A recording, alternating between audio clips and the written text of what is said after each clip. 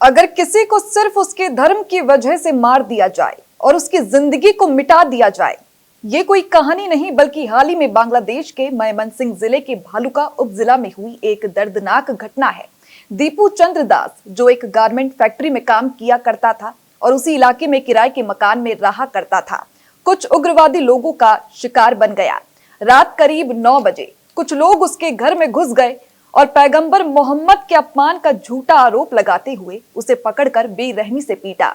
इस हिंसा का आलम इतना भयंकर था कि दीपू की हत्या के बाद उसके शव को पेड़ से बांधकर आग के हवाले कर दिया गया।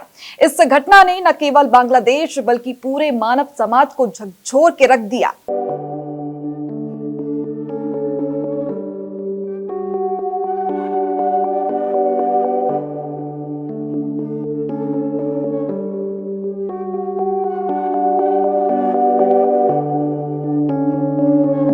भारत में भी इस घटना को लेकर भारी नाराजगी देखने को मिली। जवाहरलाल नेहरू विश्वविद्यालय की अखिल भारतीय विद्यार्थी परिषद यानी कि एबीवीपी ने शनिवार 20 दिसंबर को इस हिंसा के खिलाफ विरोध प्रदर्शन किया। इस दौरान छात्रों ने उग्र इस्लामिक कट्टरता के प्रतीकात्मक पुतले का दहन किया और जोरदार नारेबाजी की। कार्यकर्ताओं ने वामपंथी संगठनों की चुप्पी पर भी सवाल उठाए।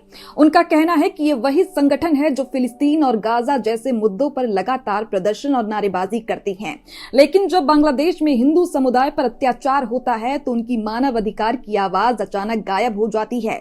एबीवीपी ने इसे चयनात्मक संवेदनशीलता और राजनीतिक पाखंड का स्पष्ट उदाहरण कहा। एबीवीपी जेएनयू इकाई के अध्यक्ष मयंक पांचाल ने कहा कि बांग्लादेश में हिंदुओं पर हो रहे अत्याचार केवल एक देश का आंतरिक मामला नहीं है बल्कि ये मानवता के खिलाफ अपराध है। उन्होंने कहा कि जो संगठन हर अंतर्राष्ट्रीय मुद्दे पर नैतिकता का पाठ पढ़ाते हैं, उनका इस विषय पर मौन रहना उनकी असली सच्चाई को उजागर करता है। मयंक पांचाल ने ये भी कहा कि एबीवीपी इस चुप्पी को तोड़ेगी और पीड़ितों की आवाज बनेगी। एबीवीपी जेएनयू मंत्री प्रवीण के पीयूष ने कहा कि पुतला दहन केवल विरोध का प्रतीक नहीं बल्कि उन विचारधाराओं के खिलाफ चेतावनी है जो सांप्रदायिक कट्टरता और हिंसा को बढ़ावा देती है। उन्होंने जोर देकर कहा कि जेएनयू का छात्र समुदाय ये स्पष्ट संदेश देना चाहता है कि निर्दोषों की हत्या पर चुप रहना एक अपराध है। इस पूरे मामले से यह संदेश मिलता है कि मानवता के खिलाफ होने वाले अपराधों को नजरअंदाज नहीं किया जा सकता, चाहे वो किसी भी देश में हो, किसी भी धर्म के खिलाफ हो। हर नागरिक की जिम्मेदारी है कि वो इस तरह की घटनाओं के खिलाफ आवाज उठाए।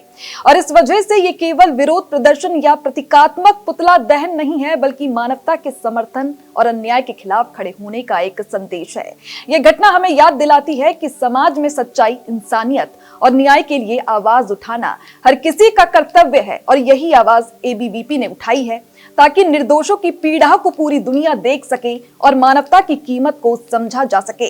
तो फिलहाल के लिए इस खबर में बस इतना ही। बाकी ऐसी ही तमाम खबरों के लिए आप बने रहिए हमारे साथ और देखते रहिए भारत अपडेट।